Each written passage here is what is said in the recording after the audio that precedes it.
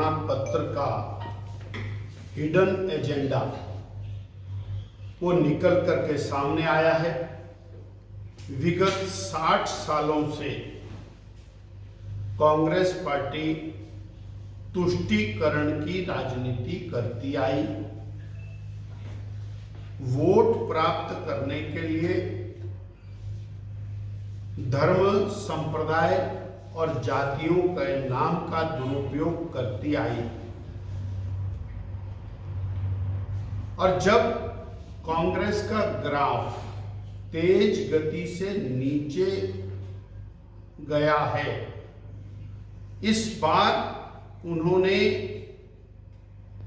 माओवाद और कम्युनिज्म का चोला ओढ़ करके तुष्टीकरण को आगे किया है।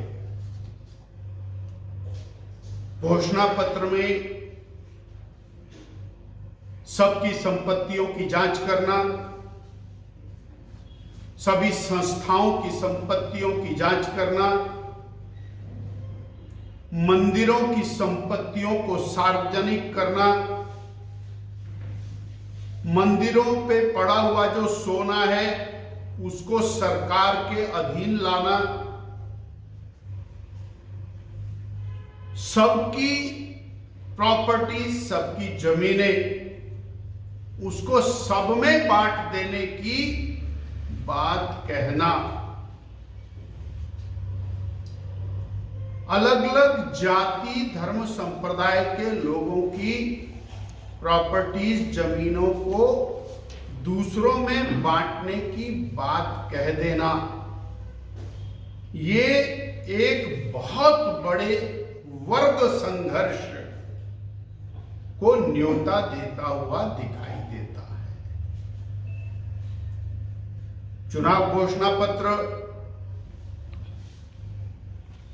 अल्पसंख्यक मुस्लिमों को 15% आरक्षण की बात कहता है और 27% ओबीसी आरक्षण में से 6% मुस्लिम ओबीसी आरक्षण की बात अलग से कहता है। यानी भारत को एक ऐसी स्थिति में लाके खड़े कर देना जहां यूएसएसआर टूटा, रशिया टूटा, केवल इस प्रकार की घटनाओं के कारण 100 साल तक वहां पर इस प्रकार की स्थिति रही और वो नेस्ते नाबूद हो गया। एक एक ब्रेड के लिए वो रशिया तरसता रहा। भारत दुनिया की सबसे तेज गति से बढ़ने वाली इकॉनमी है मोदी जी के कारण, और मोदी जी देश के प्रत्येक गरीब की आर्थिक स्थिति को बढ़ाने के लिए लगे हैं। जबकि कांग्रेस पार्टी का घोषणा पत्र आपकी जनता की सबकी जो आमदनी है उसको और उसकी प्रॉपर्टीज को सरकार के अधीन करने का एक हिडन एजेंडा लेकर के चली है।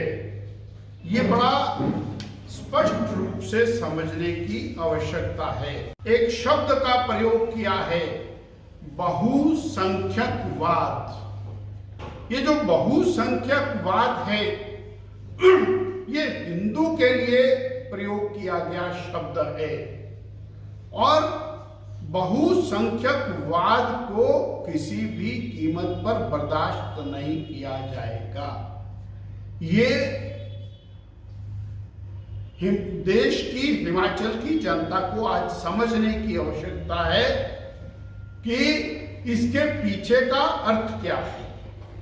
और यही रुकता नहीं है। ये सरदार मनमोहन सिंह जी जब देश के प्रधानमंत्री थे, उन्होंने कहा भारत के संसाधनों के ऊपर पहला हक माइनॉरिटीज का है और माइनॉरिटीज में कांग्रेस में कौन आते हैं, ये आप और हम अच्छे से जानते हैं। और पहला हक माइनॉरिटीज का अर्थात उन सब के लिए वो सारे साधन जो पूरे देशवासियों ने अपने अपनी मेहनत से खड़े किए हैं, वो साधन वितरित किए जाने का एक एजेंडा इस चुनाव घोषणा पत्र के अंदर दिखाई देता है।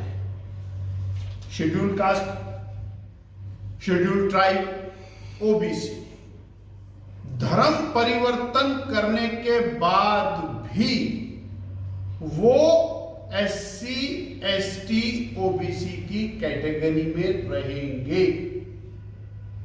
ये बहुत बड़ा एक और इस घोषणा पत्र का एजेंडा है, यानी देश के हिंदुओं को धर्मांतरित करना और उसके बाद उनको उसी कैटेगरी में रखना, ये एक आकर्षण, लोभ देना धर्मांतरण के लिए, ये और नेहरू गांधी परिवार का एक सोचा समझा और योजना और हिडन एजेंडा इसमें दिखाई देता है।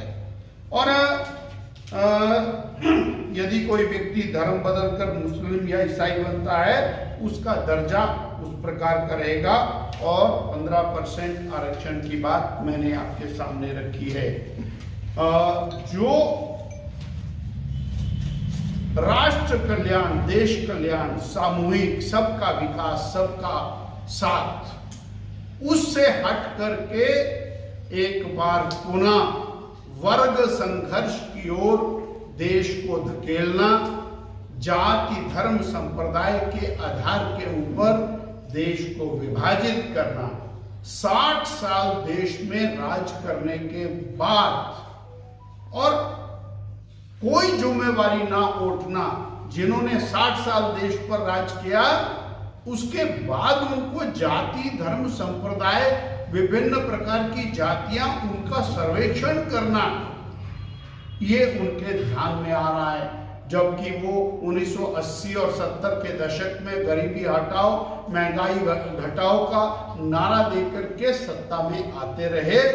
आज एक बार फिर जो तुष्टीकरण की राजनीति है वो कांग्रेस ने आगे की है। भारतीय जनता पार्टी इसकी कड़े शब्दों में निंदा करती है।